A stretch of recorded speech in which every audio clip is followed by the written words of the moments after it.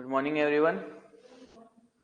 आज अपन unit number 4 of Indian contract act performance of contract discuss करेंगे। अब तक जो 3 यूनिट अपन ने पढ़ी है ना, उन 3 यूनिट में अपन ने सिर्फ कॉन्ट्रैक्ट के एसेंशियल्स या कॉन्ट्रैक्ट की डेफिनेशन, इन सब चीजों के बारे में पढ़ा है। कोई अगर कॉन्ट्रैक्ट बन गया है, उसके बाद उस कॉन्ट्रैक्ट को परफॉर्म कैसे करने पड़ेगा, मतलब कौन कब अपना अपना पार्ट परफॉर्म करेगा कॉन्ट्रैक्ट में। दो पार्टी है, उनका परफॉर्मेंस कब कब ड्यू होगा, किस तरीके से परफॉर्म किया जाएगा, वो सब अपन डिस्कस करेंगे। क्योंकि ये जो चैप्टर है ना, इसमें सेक्शन याद करना बहुत इजी है। आपको सेक्शन याद करने के लिए इसके टॉपिक अलग अलग करने पड़ेंगे। सेक्शन 37 एक टॉपिक है, सेक्शन 38 एक टॉपिक है, सेक्शन 39 एक टॉपिक है। ठीक है, सेक्शन 37 से स्टार्ट करेंगे चैप्टर अपन। उसके बाद 40 से लेकर 42 तक एक टॉपिक है। उसके बाद 42 से लेकर 45 तक एक टॉपिक है। ये देखो 42 यहाँ पर भी कवर हो रहा है, यहाँ पर भी। ये नहीं है कि दो अलग अलग सेक्शन होंगे, सेक्शन एक ही है लेकिन दो टॉपिक्स में कवर हो रहा है। ठीक है, सेक्शन 40 से 42 का जो एक टॉपिक होगा उसमें भी 42 है, और 42 से जो आपका 45 होगा उसमें भी 42 है। तो दो जगह सेक्शन 42 कवर होगा। उसके बाद सेक्शन 46 से 50, 51 से 58, 59 से 61, 62 से 67, ऐसे करके अपन इन टॉपिक्स को डिस्कस करेंगे। देखो, तो वैसे अगर अपन काउंट करें तो कितने टॉपिक हो गए? 1 2 3 4 5 6 7 8 9, और एक लास्ट टॉपिक और है, डिस्चार्ज ऑफ कॉन्ट्रैक्ट।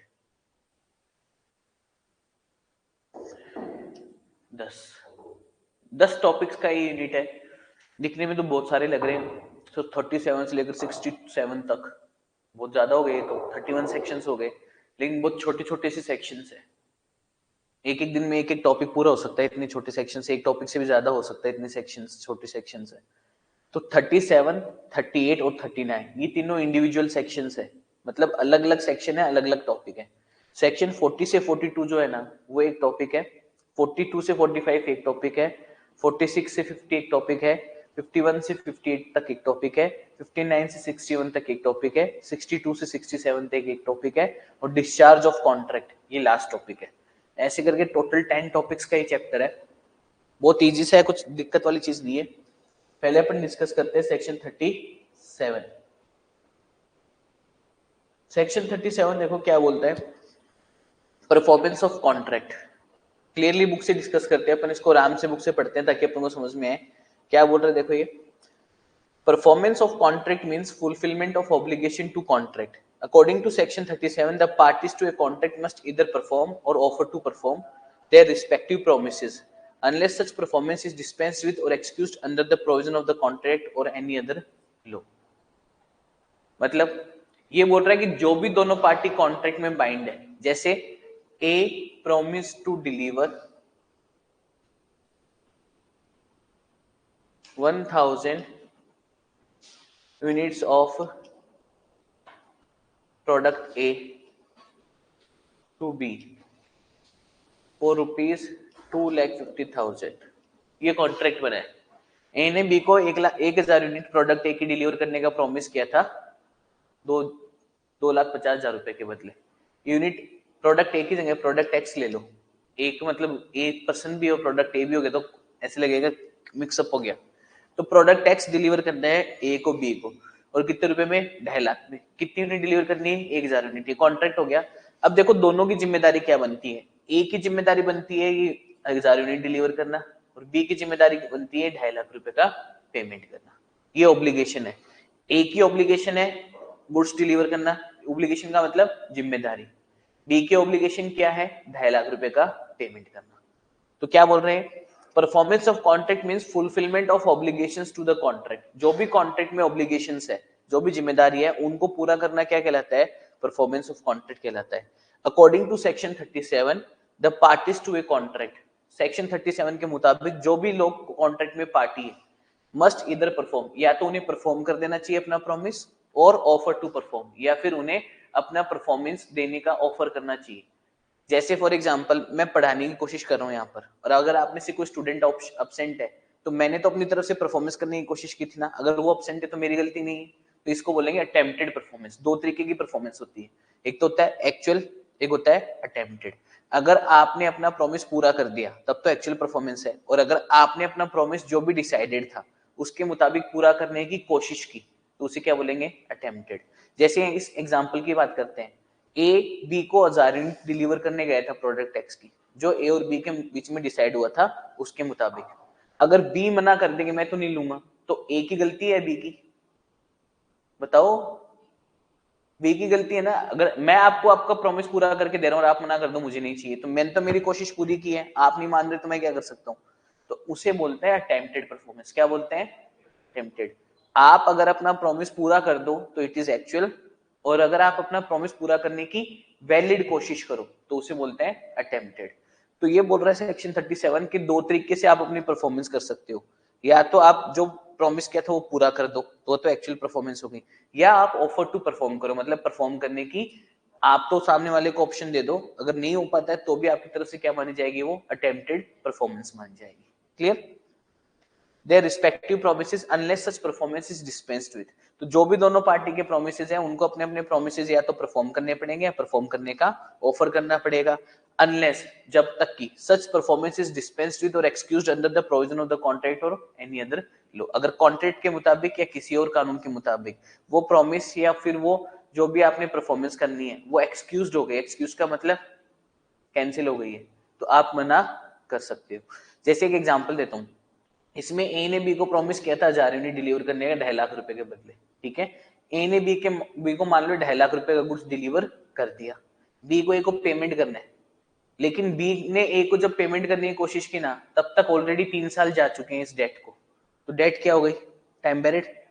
अब as per limited liability act, वो एज पर लिमिटेड लाइबिलिटी जो भी limitation, sorry as per limitations act, अब बी को ए को परफॉर्मेंस करके देने की रिक्वायरमेंट नहीं है, क्योंकि लिमिटेशंस एक्ट के मुताबिक अगर कोई भी डेप्ट आपने दी है और 3 साल में आपकी डेप्ट रिकवर नहीं होती है, फिर आप 3 साल में कोई कानूनी कार्यवाही नहीं करते डेट रिकवर करने के लिए, तो बाद में आपके पास वो डेट रिकवर करने का ऑप्शन नहीं होता, सामने वाला डेप्ट देने से मना कर सकता है। याद आया टाइम वेरिड डेट पढ़ाया था मैंने यूनिट नंबर 2 में, क्या था टाइम वेरिड डेट,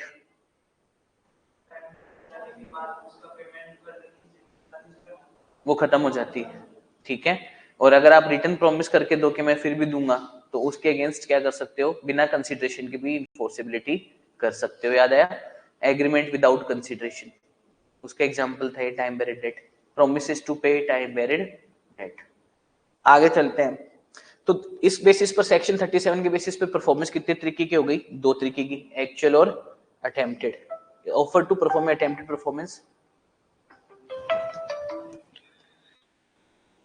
या टेंडर ऑफ परफॉर्मेंस, समझ गए। किसी को कोई डाउट इसमें,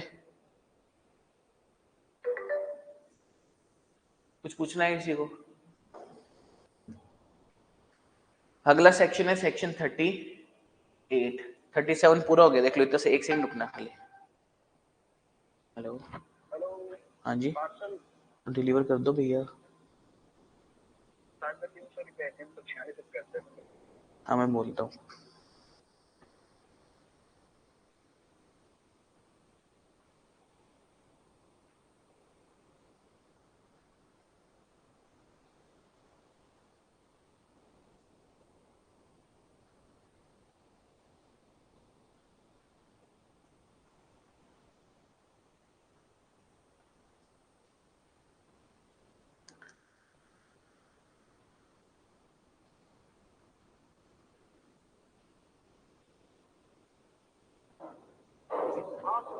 पापा पार्सल वाला खड़े में 346 रुपए देगा पार्सल और ना एक बार।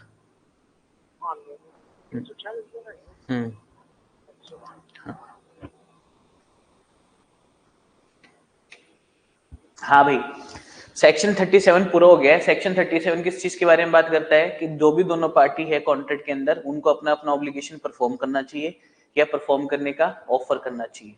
मतलब परफॉर्मेंस 2 तरीके से हो सकती है, एक्चुअल परफॉर्मेंस या अटेम्प्टेड परफॉर्मेंस। अब सेक्शन 38 पर आते हैं, condition to be satisfied for a valid tender of performance और अटेम्प्टेड परफॉर्मेंस। अब सेक्शन 37 ने तो ये बोल दिया कि 2 तरीके से परफॉर्मेंस हो सकती है भाई। एक परफॉर्मेंस का तरीका तो क्या है कि परफॉर्म कर दो एक्चुअली, और दूसरा क्या है, क्या परफॉर्म करने की वैलिड कोशिश कर दो। लेकिन ये वैलिड कोशिश का क्या मतलब है, मतलब अगर अटेम्प्टेड परफॉर्मेंस की बात करें तो अटेम्प्टेड परफॉर्मेंस कब वैलिड होगी, सवाल है। मैंने अभी बोला कि अगर आप अटेम्प्टेड परफॉर्मेंस वैलिड तरीके से करने की कोशिश करो तो आपके मन में सवाल आ सकता है ना कि सर वैलिड परफॉर्मेंस कब मानी जाएगी अटेम्प्टेड।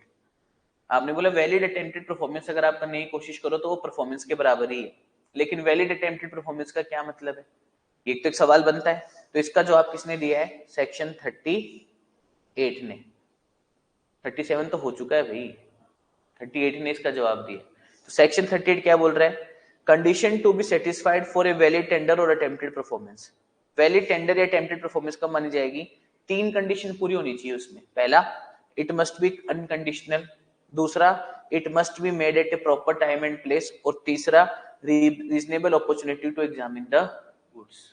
अब इन तीनों का मतलब समझते हैं। इट मस्ट बी अनकंडीशनल का मतलब कि अगर मान लो मैंने आपसे कुछ प्रॉमिस किया था और जो अपने बीच में टर्म्स एंड कंडीशन डिसाइड हुई है उनको पूरा करते हुए मैं बिना कोई और शर्त रखे हुए अगर आपको परफॉर्मेंस करके दे रहा हूं तब तो वो वैलिड अटेम्प्टेड परफॉर्मेंस है। और अगर मैं कुछ शर्त रख रहा हूं तो वैलिड अटेम्प्टेड परफॉर्मेंस नहीं मानी जाएगी। जैसे कि एग्जांपल देता हूं, मैंने आपको प्रॉमिस किया था कि मैं आपको 1000 यूनिट गुड्स की डिलीवर करूंगा 2.5 लाख रुपए पे, और वो 2.5 लाख रुपए आपको मुझे 3 महीने बाद दे दे। कब दे दे, 3 महीने बाद। क्लियर। तो 3 महीने की क्रेडिट पर आपने मुझसे वो 2.5 लाख रुपए का गुड्स लिया था, ये अपने बीच में डिसाइड हुआ था।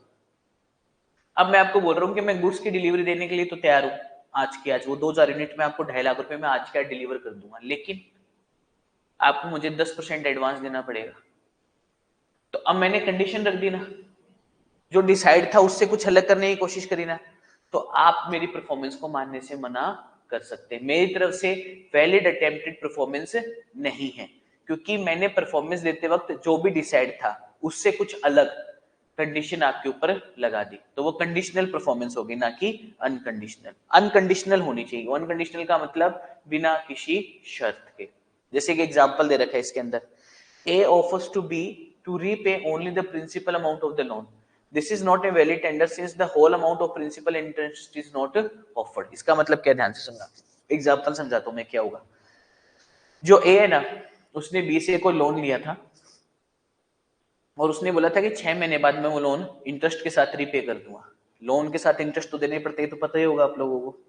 लोन जब आप किसी से लेते हो तो उसका ब्याज जोड़कर ब्याज के साथ वापस पेमेंट करते हो। क्लियर, पता है। तो ए ने बी से लोन लिया, मान लो 6 महीने के लिए लिया, इसमें टाइम पीरियड कुछ नहीं दे रखा, अपन 6 महीने ले लेते हैं। 6 महीने के लिए ए ने बी से 5 लाख रुपए का लोन लिया, ठीक है। उसके ऊपर मान लो 30,000 रुपए ब्याज बनता है, ठीक है। कितना बनता है 6 महीने का ब्याज, 30,000 रुपए। 12% से ले रहा हूं मैं, 12% पर एनम से, तो 30,000 रुपए ब्याज बनता है। तो अब ए को बी को कितना पैसा वापस करना चाहिए 6 महीने के बाद, आप बताओ। 5 लाख तो वो जो लोन लिया था, 30,000 रुपए ब्याज, टोटल कितना देना चाहिए, 5,30,000 should be paid by A to B. Clear है।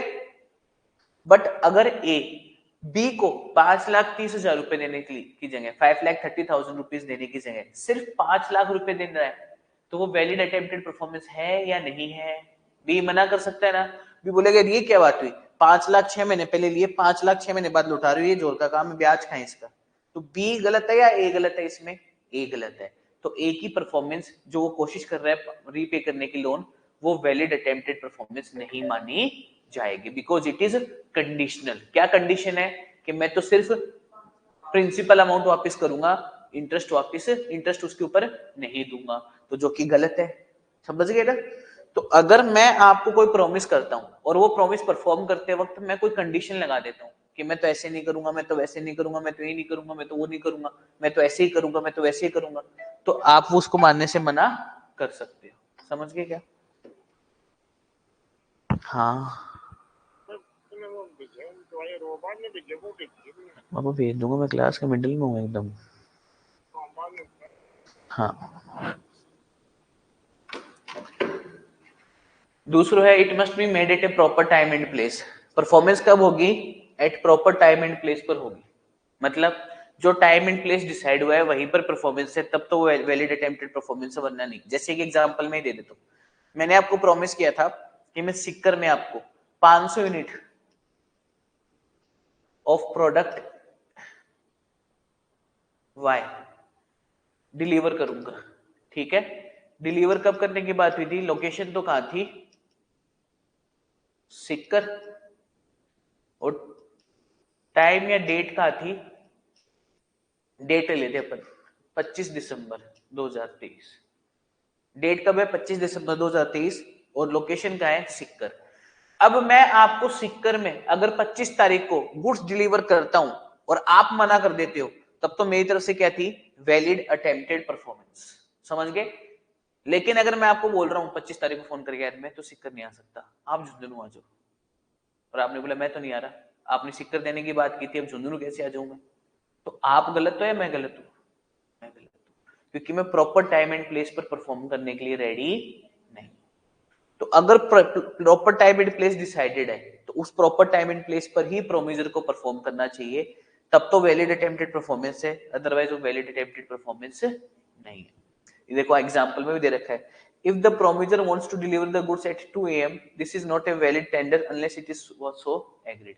अब इसमें क्या है कि प्रोमिजर जो है वो गुड्स डिलीवर कर रहा है रात को 2 बजे, जैसे एक एग्जांपल आपने मुझे बोला था कि 500 यूनिट कल सर डिलीवर करा देना, मैंने बोला करवा दूंगा, मैं रात को 2 बजे लेकर पहुंच गया आपके घर के बाहर और जो दूर से आवाज लगा रहा हूँ बाहर आओ बाहर आओ, गुड्स ले जाओ गुड्स ले जाओ, तो 2 बजे टाइम होता है क्या गुड्स डिलीवर करने का, रात को, दिन में नहीं, बोले सर 2 बजे तो होता ही है, दिन की बात नहीं कर रहा, रात को 2 बजे तो नहीं होता वो टाइम डिलीवर करने का गुड्स, तो आप क्या कर सकते हो, वो एक्सेप्ट करने से मना कर सकते हो, मेरी तरफ से वैलिड अटेम्प्टेड परफॉर्मेंस नहीं है, अनलेस डिसाइड ही ये वो कि रात को 2 बजे गुड्स डिलीवर करेंगे, जैसे जयपुर के अंदर मुंबई के अंदर रात को लोग 2-2 बजे जोमेटो से ऑर्डर मंगवाते हैं ना, तो आप बोलोगे सर वो तो लेते ही हैं, लेकिन वो तो डिसाइड किया उन्होंने कि 2 बजे रात को ही चाहिए मुझे, समझ गए क्या, वो एक अलग चीज हो गई, जहां पर टाइम एंड प्लेस डिसाइडेड है वहां पर टाइम एंड प्लेस के अकॉर्डिंग डिलीवर करो, और बाकी रीजनेबल टाइम में आपको डिलीवर करना पड़ता है। तीसरा पॉइंट है reasonable opportunity to examine the goods. Reasonable opportunity to examine the goods का मतलब क्या होगा कि भाई आपने अगर कोई गुड्स वगैरह डिलीवर किए तो गुड्स डिलीवर करने के बाद जो भी बायर है, जो भी जिसको भी आपने गुड्स डिलीवर किए, उसके पास आपको टाइम लेना पड़ेगा कि वो ये चेक कर सके कि जो गुड्स उसने मंगवाए थे और जो गुड्स आपने भेजे हैं वो सेम है क्या। जैसे कि एग्जांपल देता हूँ, मान लो मैं कपड़े का बिजनेस करता हूँ, तो मैं जहां पर भी किसी कस्टमर के पास जाता हूँ ना, उसको सैंपल दिखाता हूँ, सैंपल समझते हो क्या, सैंपल मतलब छोटा टुकड़ा गुड्स का, और वो सैंपल देखकर हमें ऑर्डर देता है कि ये इतना भेजना है, ठीक है। अब जब हम उस सैंपल के बेसिस पर उसको बल्क ऑर्डर भेजते हैं, ठीक है, तो वो बल्क ऑर्डर उस सैंपल से मैच होना चाहिए नहीं होना चाहिए, होना चाहिए ना, दिखाओ कुछ और भेज दो कुछ और तो गलत हो जाता है ना, समझ गए क्या, क्लियर है। तो यहाँ पर सैंपल और बल्क शुड मैच, अगर मैच होगा तब तो ठीक है, नहीं मैच होगा तो वो इनवैलिड अटेम्प्टेड परफॉर्मेंस मानी जाएगी, और आपको टाइम देना पड़ेगा बायर को, टाइम देना पड़ेगा उसको एग्जामिन करने का। अब ऐसे नहीं कि आप छोड़कर चले गए, बायर ने बोला रुको 2 मिनट आता हूँ चेक करने, बोला कोई 2 मिनट नहीं मिलेगी मैं तो जा रहा हूँ, छोड़ छाड़ कर भाग गए, तो वो वैलिड अटेम्प्टेड परफॉर्मेंस है क्या, नहीं, you have not given reasonable time to buyer to examine the goods, ठीक है। क्लियर, इसके एग्जांपल देख लेते हैं। A contracts to deliver B at his warehouse 1000 kgs of wheat on certain date. A must bring the wheat to B's warehouse on the appointed day. Under such circumstances, that B may have a reasonable opportunity of satisfying himself that the thing offered is of wheat of the quantity contracted for and that they are 1000 kgs. दोनों चीज examine करने का ए को B को time देना पड़ेगा कि जो वीट मांगे गए थे, कॉन्ट्रैक्ट किया गया था जिन वीट को लेकर, जिस गेहूं को लेकर, वही गेहूं डिलीवर किया गया है ना पहला, और दूसरा वो 1000 किलो है ना, इन दोनों चीजों को एग्जामिन करने का टाइम देना पड़ेगा। अगर टाइम दिया गया है एग्जामिन करने का तब तो वो वैलिड अटेम्प्टेड परफॉर्मेंस है, और आप बोल रहे हो कोई टाइम नहीं है जल्दी करो, तो सामने वाला लेने से मना कर सकते हैं, सामने वाला इतनी जल्दी तो वापस ले जा, तो आप क्या बोलोगे सर मैंने तो परफॉर्मेंस करने की कोशिश करी थी सामने वाला नहीं ले रहा, अरे भाई सामने वाले को आपने जो रीजनेबल टाइम है वो दिया था कि एग्जामिन करने का, नहीं, तो फिर वो वैलिड अटेम्प्टेड परफॉर्मेंस नहीं मानी जाएगी। तो अटेम्प्टेड परफॉर्मेंस वैलिड कब कंसीडर होगी, जब तीनों कंडीशन सेटिस्फाइड हो, it must be unconditional, it must be made at a proper time and place, and reasonable opportunity to examine the goods is given. तीनों कंडीशन क्या है, जब आप अटेम्प्टेड परफॉर्मेंस करो तो वो अनकंडीशनल होनी चाहिए, आपने कोई बिना मतलब की शर्त नहीं लगाई हो, दूसरा प्रॉपर टाइम एंड प्लेस पर होनी चाहिए, तीसरा वो जो गुड्स आप डिलीवर करने की कोशिश कर रहे हो उस केस में आपको सामने वाले पर्सन को डिलीवरी को एग्जामिन करने का रीजनेबल टाइम देना पड़ेगा। तीनों कंडीशन अगर आप सेटिस्फाइड करते हो, विदाउट कंडीशन है मतलब अनकंडीशनल है, दूसरा प्रॉपर टाइम एंड प्लेस पर है, तीसरा एग्जामिनेशन की रीजनेबल टाइम दिया आपने, तो फिर अगर बायर लेने से मना कर दे, सामने वाली पार्टी गुड्स या सर्विस लेने से मना कर दे, तो आप उसे क्या बोल सकते हो?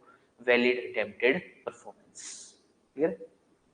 और अगर वो ले ले तो, जैसे आप गुड्स डिलीवर करने गए, प्रॉपर टाइम एंड प्लेस पर गए, अनकंडीशनल गए, reasonable opportunity to examine goods दिया आपने और सामने वाले ने गुड्स एक्सेप्ट कर लिया, तो वैलिड अटेम्प्टेड परफॉर्मेंस है या नहीं है? एक्चुअल हो गई वो। क्लियर है ना? वो किस में कन्वर्ट हो गई है? एक्चुअल में। अटेम्प्टेड का मतलब आपने की लेकिन हुई नहीं। समझ गए अटेम्प्टेड का मतलब? अटेम्प्टेड का मतलब क्या होता है कि आपने अटेम्प्ट किया था लेकिन हुआ नहीं, वो अटेम्प्टेड परफॉर्मेंस है। अगर वो हो गया तो उसे क्या बोलेंगे फिर? एक्चुअल। क्लियर? चलो आगे चलते हैं भाई। चौथा, it must be for whole obligation. Whole obligation का मतलब कि अगर आपने कोई कॉन्ट्रैक्ट किया था और उस कॉन्ट्रैक्ट में आपने पार्ट डिलीवरी का कोई डिस्कशन नहीं किया, तो आप पूरा का पूरा गुड्स डिलीवर करने की बात कर रहे हो, तभी वो वैलिड अटेम्प्टेड परफॉर्मेंस मानी जाएगी। जैसे एक एग्जांपल देता हूँ, मैंने आपको मान लो का पूरा सिलेबस कराने का प्रॉमिस किया था और मैंने थोड़े दिन बाद में बोला कि यार मैं शुरू के 3 चैप्टर तो करवा देता हूँ, बाकी आप किसी और से पढ़ लेना, तो आप मुझसे सारे पढ़ने से मना कर सकते हो ना? आप बोल सकते हो सर आप रहने दो पढ़ाना, हम किसी और से पढ़ लेंगे, क्योंकि मेरी अटेम्प्टेड परफॉर्मेंस वैलिड नहीं है। मैं अगर सारे चैप्टर पढ़ाने के लिए आपको तैयार हूं, फिर भी आप नहीं पढ़ते, तो वो किसकी रिस्पॉन्सिबिलिटी है? आपकी, मेरी नहीं। समझ गए मैं क्या बोलना चाह रहा हूं? कि अगर मान लो मुझे आपको 500 यूनिट डिलीवर करनी है और मैंने बोला यार मैं तो 400 ही कर पाऊंगा, तो मेरी तरफ से वैलिड अटेम्प्टेड परफॉर्मेंस मानी जा सकती है क्या? नहीं, क्योंकि आपने जितनी क्वांटिटी प्रॉमिस की थी आप उतना डिलीवर नहीं कर पा रहे हो, तो फिर वो वैलिड अटेम्प्टेड परफॉर्मेंस नहीं है। जैसे इसका एग्जांपल नंबर 6 देखो, X, a singer enters into a contract with Y, the manager of a theater, to sing at his theaters 2 nights in every week during the next 2 months. And Y engaged to pay rupees 10,000 for each night's performance. On the 6th night, X willfully absents himself from the theater. Y is at liberty to put an end to the contract. मतलब एक singer है, वो एक club में perform करने के लिए ready है और अगले 4 वीक में जो भी सैटरडे संडे आएगा ना, उसमें वो परफॉर्म करेगा। पहले 2 वीक तक तो वो प्रॉपरली परफॉर्म करने आया, लेकिन तीसरे वीक में जो फर्स्ट डे था ना, उसमें उसने छुट्टी ले ली बिना बताए, तो अब यहाँ पर उसकी परफॉर्मेंस वैलिड है क्या? अटेम्प्टेड परफॉर्मेंस नहीं है उसकी, तो फिर जो है ना थिएटर ओनर है वो भी उसको है ना परफॉर्म करने से आगे रोक सकता है। समझ गए क्या? आगे देखो एक एग्जांपल और, A promised to deliver 100 bales of cotton on certain day. On the agreed day and place, A offers to deliver 80 bales only. 100 का प्रॉमिस था, 80 डिलीवर कर रहा है, तो this is not a valid tender. Tender का मतलब attempted ही होता है, ठीक है? ये वैलिड परफॉर्मेंस, अटेम्प्टेड परफॉर्मेंस नहीं है। अगर मैंने आपको 500 यूनिट देने का प्रॉमिस किया था और मैं 300 यूनिट देने के लिए तैयार हूं, तो मैं पूरी परफॉर्मेंस नहीं कर रहा ना, तो पूरी परफॉर्मेंस अगर करने के लिए मैं तैयार नहीं हूं, तो वो वैलिड अटेम्प्टेड परफॉर्मेंस नहीं मानी जाएगी। तो कोई भी performance, attempted performance, valid performance कब मानी जाती है? जब उसमें 4 चीजें मौजूद हो। वो 4 चीजें कौन कौन सी है? पहला, अनकंडीशनल होनी चाहिए, दूसरा प्रॉपर टाइम एंड प्लेस पर होनी चाहिए, तीसरा reasonable opportunity to examine the goods होना चाहिए, और चौथा whole, it must be whole obligation. पूरी ऑब्लिगेशन आप पूरा करने के लिए तैयार हो, आधी अधूरी बातें नहीं। समझ गए? तो चारों कंडीशन अगर सेटिस्फाइड होती है तब तो अटेम्प्टेड परफॉर्मेंस वैलिड है, अगर चारों में से एक भी कंडीशन मौजूद नहीं है तो अटेम्प्टेड परफॉर्मेंस वैलिड नहीं मानी जाएगी। अब देखो पहले क्या हुआ करता था, सिलेबस चेंज होने से पहले सेक्शन 37, 38, 39 अलग अलग हुआ करते थे। अब इसने क्या कर दिया, 37 तो अभी भी है ना, तो 38 का जिक्र कर रखा है ना 39 का। तो जब इन दोनों सेक्शन का जिक्र नहीं है तो आपको इनको अपने दिमाग से हटाना है। अभी अपन ने क्या पढ़ा है, सेक्शन 37 पढ़ा था पहले, उसके अंदर क्या था, 2 तरीके से परफॉर्म हो सकता है, एक्चुअल और अटेम्प्टेड। ये एक टॉपिक था सेक्शन 37। बाद में अपन ने एक टॉपिक पढ़ा, उसमें बता रखा था कि अटेम्प्टेड परफॉर्मेंस वैलिड कब होगी, और उसमें कितने पॉइंट दे रखे अपन को, 1, 2, 3 और 4। जो पहला पॉइंट क्या था, अनकंडीशनल, दूसरा प्रॉपर टाइम एंड प्लेस, तीसरा reasonable opportunity to examine the goods, और चौथा it must be to perform whole obligation. Clear? चारों पॉइंट याद हो गए? तो इसके साथ में ना अब कोई सेक्शन लिख नहीं रखा। मैं बताऊं ऐसे सेक्शन 38 हुआ करता था, लेकिन क्योंकि आपके नए सिलेबस के अंदर इसके साथ सेक्शन नहीं लिख रखा है, तो आपको बिना मतलब की गलत ट्राई नहीं करनी है। नहीं लिख रखा तो अपन भी मत लिखे, नहीं लिखेंगे, इंस्टीट्यूट के साथ चलेंगे अपन, सीधी सी बात है। ये जो मॉड्यूल अपन पढ़ रहे हैं ना, ये कोई बुक नहीं है, ये इंस्टीट्यूट का मॉड्यूल है। इंस्टीट्यूट का मॉड्यूल समझते हो? आईसीआई ने खुद जो बुक बनाई है ना असली सीए फाउंडेशन के सिलेबस के लिए, उसी बुक से अपन पढ़ रहे हैं। We are not referring some writer's book, we are studying from the CA institute's own book. तो उससे जब अपन पढ़ते हैं ना, तो उसमें जो भी दे रखा है अपन को उसके मुताबिक पढ़ना है। तो मैंने जब आपको ये चैप्टर्स अभी स्टार्ट की थी ना यूनिट, तो मैंने आपको बताया था ऐसे सेक्शंस आते हैं इसमें, बताया था ना। अब देखो इसमें ये तो आया था 37 तो, लेकिन 38 39 का जिक्र अब नए सिलेबस में नहीं है, तो आपको भी 38 39 का जिक्र नहीं करना। कौन से सेक्शन का जिक्र करना है सीधा? अब 40 से 42, ये देखो 40 41 एंड 42 आ गए ना तीनों सेक्शन। क्लियर है? तो ये थोड़ा सा ध्यान रखना कि नए सिलेबस के अंदर अगर मैं कोई चीज बताऊं ना कि ये चीज नहीं ध्यान में रखनी, तो इसका मतलब है कि नए सिलेबस में वो चीज को हटा दिया गया है। तो we will only refer section 37। पहला टॉपिक तो ये हो गया कि परफॉर्मेंस दो तरीके से हो सकती है, एक्चुअल और अटेम्प्टेड। और दूसरा टॉपिक क्या हो गया कि अटेम्प्टेड परफॉर्मेंस वैलिड कब होती है, ये दूसरा टॉपिक हो गया। कोई सेक्शन नहीं इसके साथ, वैलिड कब होगी। क्लियर? और तीसरा टॉपिक क्या हो गया? सेक्शन 40 से 42। क्लियर है? कोई डाउट है क्या किसी को? अब इन तीनों सेक्शन को समझते हैं। पहले अपन सेक्शन 40 और 41 समझेंगे। 42 में अगले टॉपिक के साथ कराऊंगा, क्योंकि अगला टॉपिक क्या है? 42 टू 45। देखो ऐसे टॉपिक है, तो मैं ये यहां पर पढ़ाऊं या यहां पर पढ़ाऊं, कोई फर्क पड़ेगा क्या? बोले सर ऐसे कैसे, आपने उसमें 42 नहीं पढ़ाया तो मैं यहाँ पर 42 क्यों पढ़ा? बात तो एक ही है ना, यहाँ पर पढ़ लेंगे तो फिर यहाँ पर नहीं पढ़ना पड़ेगा वो, लेकिन वो इस टॉपिक के साथ ज्यादा अच्छे से समझ में आएगा उस टॉपिक की जगह। जब आपको इस टॉपिक में 42 समझ में आ जाएगा ना, तो इस टॉपिक में ऑटोमेटिकली आ जाएगा। सेक्शन 42 42 है ना, वो क्या बताता है? हु मे परफॉर्म, परफॉर्म कौन कर सकता है। तो इसमें 3 सेक्शन है, सेक्शन 40, सेक्शन 41 और सेक्शन 42। सेक्शन 40 जो है ना, उसमें 3 लोग परफॉर्म कर सकते हैं। कौन परफॉर्म कर सकते हैं? 3 लोग। पहला कौन परफॉर्म कर सकता है?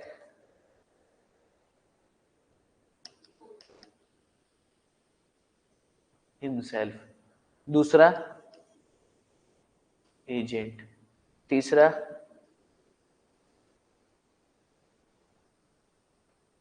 Legal representative. सेक्शन 42 है थर्ड पार्टी। कौन परफॉर्म कर सकता है? Third party. और सेक्शन 42 है जॉइंट प्रोमिसर। ये देखो ये टॉपिक है,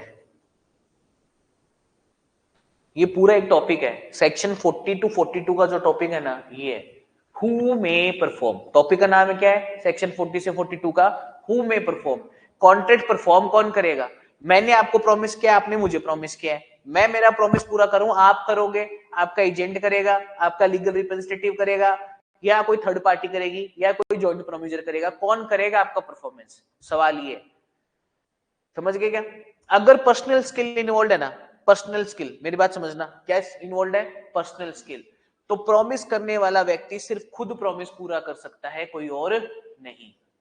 जैसे विराट कोहली और बीसीसीआई के बीच में कॉन्ट्रैक्ट है कि विराट कोहली 1 साल तक बीसीसीआई का कॉन्ट्रैक्टेड प्लेयर है, तो जब जब बीसीसीआई विराट कोहली को टीम सिलेक्शन के लिए सिलेक्ट करेगी, अनलेस विराट कोहली ने छुट्टी मांगी और बीसीसीआई ने वो छुट्टी अप्रूव कर दी। जैसे अभी अफ्रीका का टूर पर इंडिया की टीम खेलने गई है, तो वहां पर बीसीसीआई से विराट कोहली ने बोला था ना कि मैं वनडे और T20 के लिए अवेलेबल नहीं हूं, मुझे कंसिडर ना करे, और बीसीसीआई ने उसकी रिक्वेस्ट को हाँ कर दिया, ठीक है आप नहीं हो तो नहीं सिलेक्ट करेंगे। लेकिन अगर मान लो ये रिक्वेस्ट नहीं होती और बीसीसीआई विराट कोहली को सिलेक्ट करती कि आपको सिलेक्ट किया जा रहा है, तो बीसीसीआई के लिए विराट कोहली को खेलना पड़ता ही नहीं पड़ता? कॉन्ट्रैक्ट है भैया आपस में, कॉन्ट्रैक्टेड प्लेयर है विराट कोहली बीसीसीआई के साथ। समझ गए ना?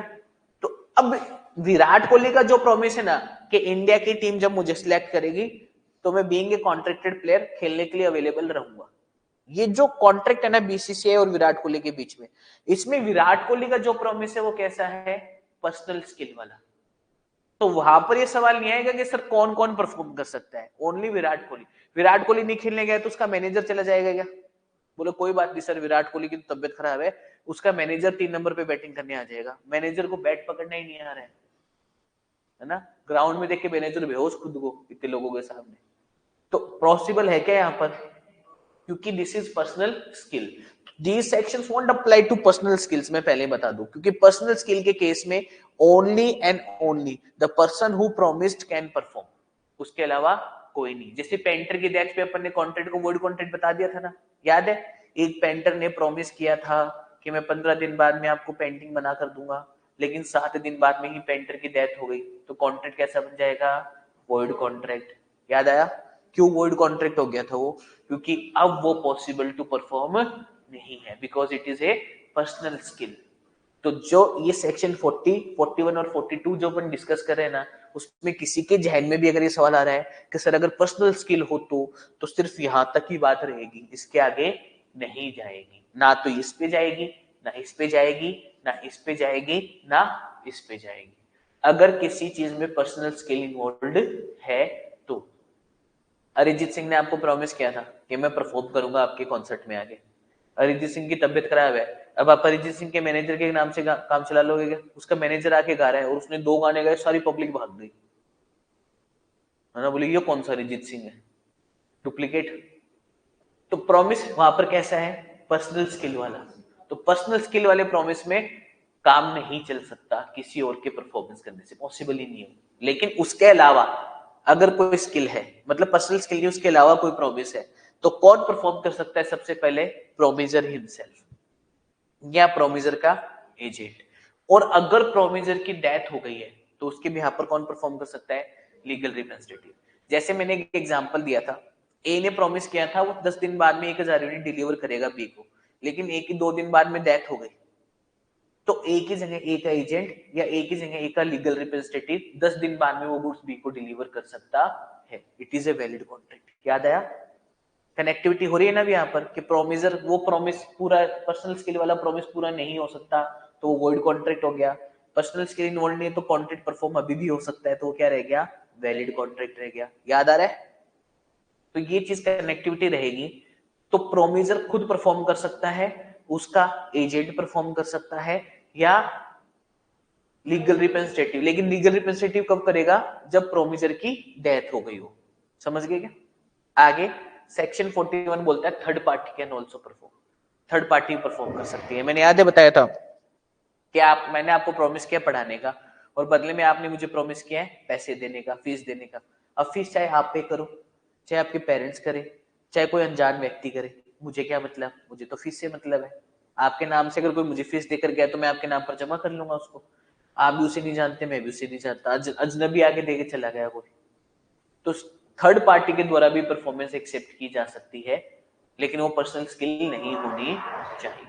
क्लियर है? जैसे मैंने आपको कुछ प्रॉमिस किया था कोई गुड्स डिलीवर करने का, ठीक है, मेरे बिहाफ पर मान लो वो गुड्स किसी दूसरे पर्सन ने डिलीवर कर दिया जो ना कि मेरा एजेंट है, ना ही मेरा कोई जानकर है, तो वो आपको तो परफॉर्मेंस मिल गई ना मेरे बिहाफ पर, तो वो वैलिड परफॉर्मेंस मानी जाएगी। तो हु में परफॉर्म?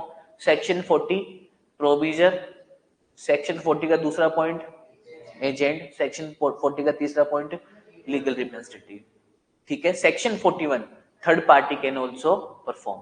लेकिन ये तीनों तभी परफॉर्म कर सकते हैं जब वो पर्सनल स्किल ना हो। पर्सनल स्किल के केस में only and only promisor can perform. ये बात एकदम गांठ बांध के रख लो। कहीं पर भी पर्सनल स्किल आएगी ना तो प्रोमिजर को कुछ हो गया ना, या प्रोमिजर परफॉर्म करने की सिचुएशन भी नहीं है, कॉन्ट्रैक्ट वॉइड हो जाएगा। समझ गए क्या? इनवैलिड हो जाएगा। Clear cut. ठीक है, चलो यहां तक अपन पढ़ेंगे। जॉइंट प्रोमिजर वाला सेक्शन है ना, मैं अगले टॉपिक के साथ पढ़ाऊंगा, इसके साथ 42 से 45 के साथ। ठीक है, क्लियर? तो अपन ने क्या क्या पढ़ा? सेक्शन 37 डिस्कस किया अपन ने, उसके बाद अटेम्प्टेड परफॉर्मेंस वाला पॉइंट डिस्कस किया, उसके बाद अपन ने डिस्कस किया सेक्शन 48 41। ये अपन ने 4 टॉपिक डिस्कस किया आज, 3 टॉपिक मान लो। 42 से 45 अपन कल डिस्कस करेंगे, और 59 टू 61, फिर 51 टू 58 ये सब अपन पढ़ेंगे, फिर 62 टू 67 इस सीक्वेंस में पढ़ाऊंगा मैं। और आप बोल रहे हो सर 46 टू 50 कहाँ गया? तो वो पढ़ेंगे अपन लेटर ऑन, बाद में। ये वाले जो टॉपिक है ना, ये समझने के लिए सेल ऑफ गुड्स एक्ट अगर पढ़ा हुआ हो ना तो आसानी रहती है, इसीलिए बाद में पढ़ाऊंगा मैं। ये सेक्शन पढ़ेंगे इस सीक्वेंस में अपन। 42 से 45 पढ़ेंगे कल पहले, फिर 59 टू 61 पढ़ेंगे, फिर 51 टू 58 पढ़ेंगे, फिर 62 टू 67 पढ़ेंगे, और एक टॉपिक जो है 46 टू 50 वाला, ये अपन बाद में डिस्कस करेंगे सिलेबस होने के। क्लियर है? तो कल ये टॉपिक डिस्कस करेंगे अपन, अभी के लिए इतना ही पढ़ेंगे, कल मिलते हैं, बाय बाय।